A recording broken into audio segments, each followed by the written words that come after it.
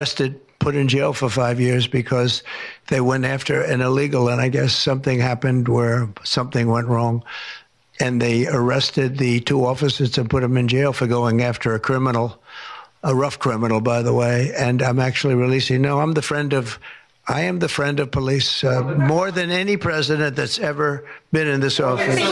More than 400 of the people that you pardoned, though, assaulted officers. So I want to ask you about the Vice President, J.D. Vance. He said, this is a week ago, he said, if you committed violence on January 6th, obviously you should not be pardoned. Why is your Vice President wrong? Well, only for one reason. They've served years in jail. They should not have served, excuse me, and they've served years in jail. And murderers don't even go to jail in this country.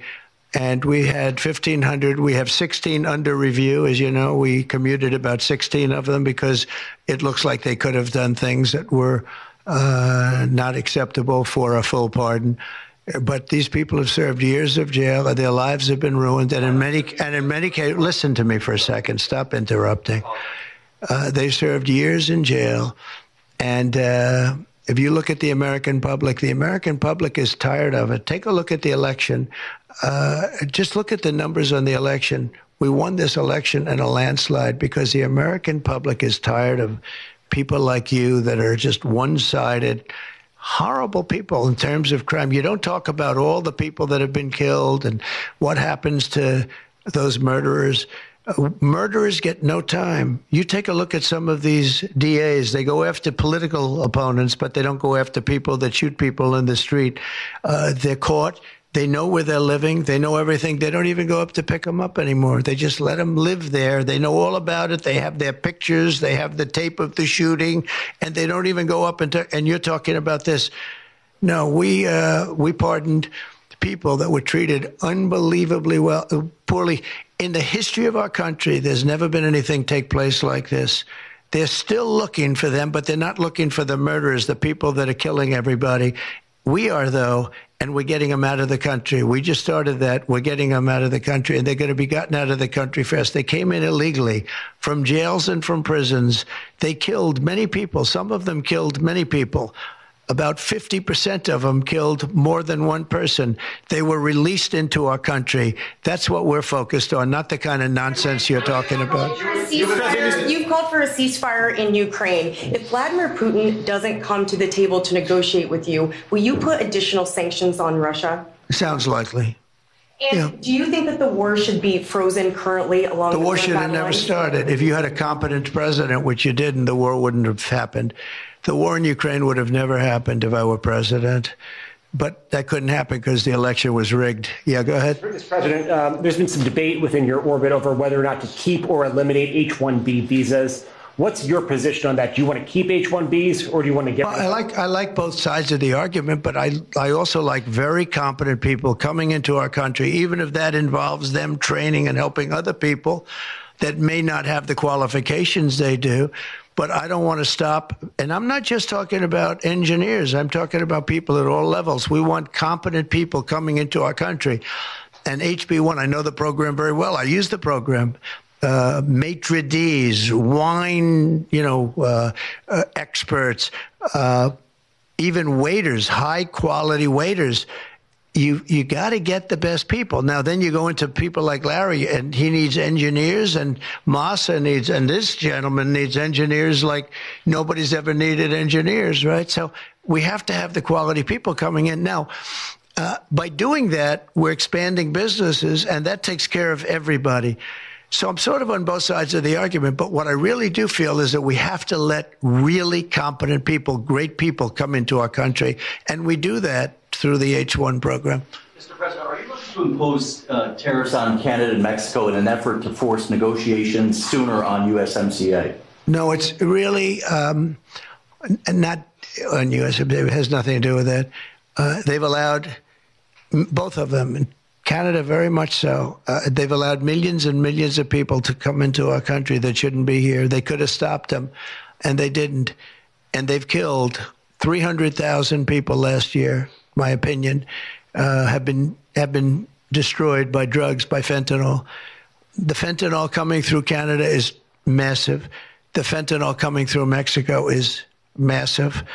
and people are getting killed and families are being destroyed. I mean, the son gets killed and the family is a basket case for the rest of their lives. I mean, I've seen mothers that thought they'd heal.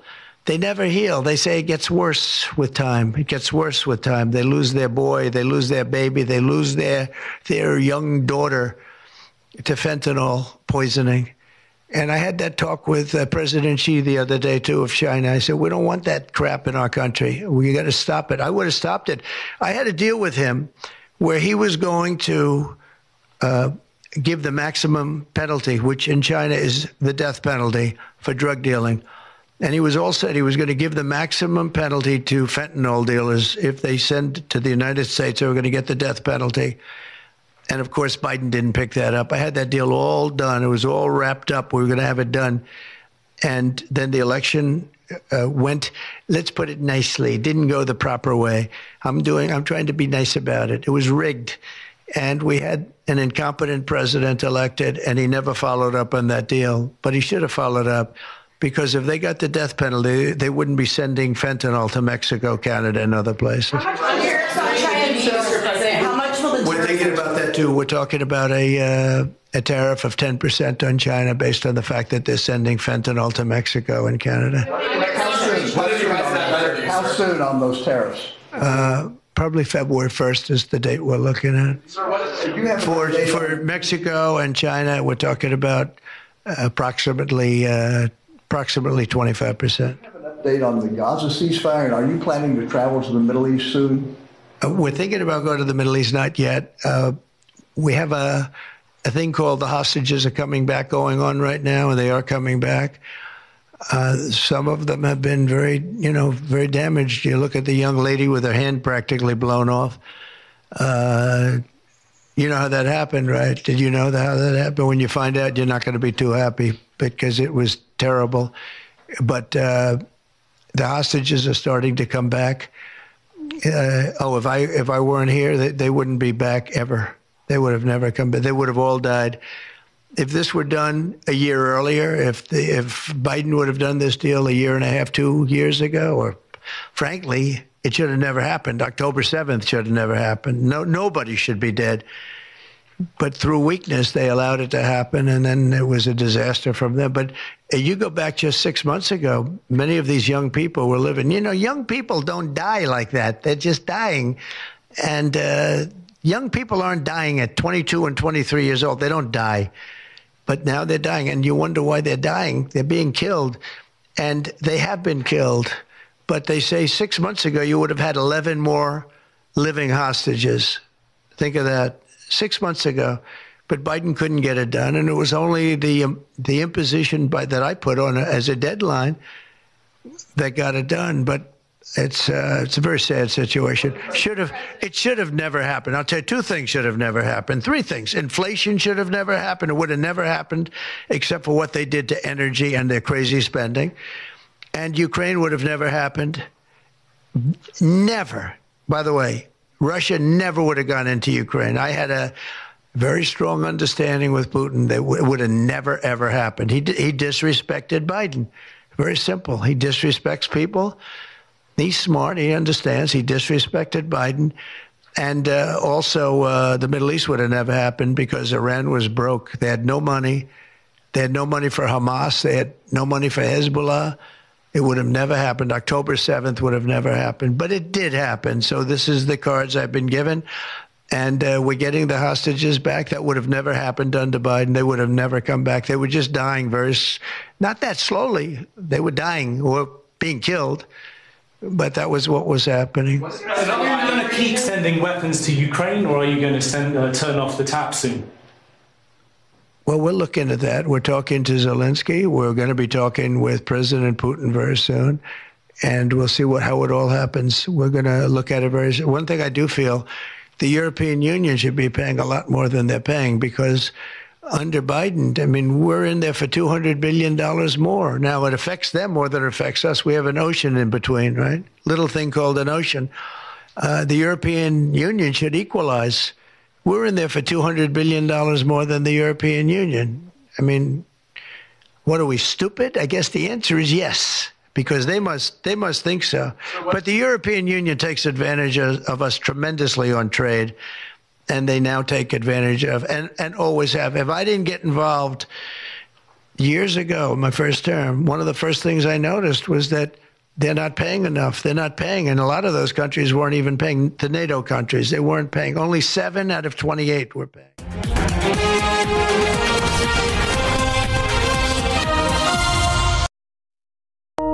क्या आप भी अपने बेटे या बेटी के लिए अच्छे रिश्ते की तलाश में हैं? कभी रिश्ता पसंद नहीं आता तो कभी रिश्ता करवाने वाला, मगर परेशानी की कोई बात नहीं, क्योंकि दिल का रिश्ता लाया है VIP मैच मेकिंग सर्विस।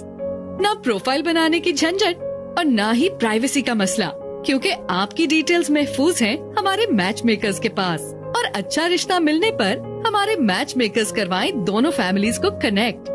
दुनिया भर से 65 लाख प्रोफाइल्स और 20,000 से जायद एक्सपर्ट मैच मेकर से हासिल करें डेडिकेटेड सर्विसेज, जहां अब तक 50,000 से ज्यादा शादियां हो चुकी हैं। सिंपल, सिक्योर और प्रोफेशनल VIP सर्विस हासिल करने के लिए अभी कॉल करें।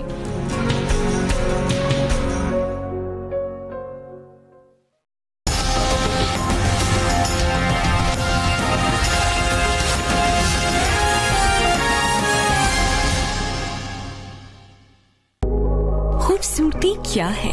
बदलते वक्त के साथ बदलना। जैसे बदल गया है स्किन वाइट सोप, हमारा best ever formula 100% goat milk के साथ अब अवेलेबल है नई पैकेजिंग में। तो खूबसूरती अपनाओ skin white goat milk soap. Geo News clock के लिए ताउन किया है हमारा बेस्ट एवर फॉर्मूला।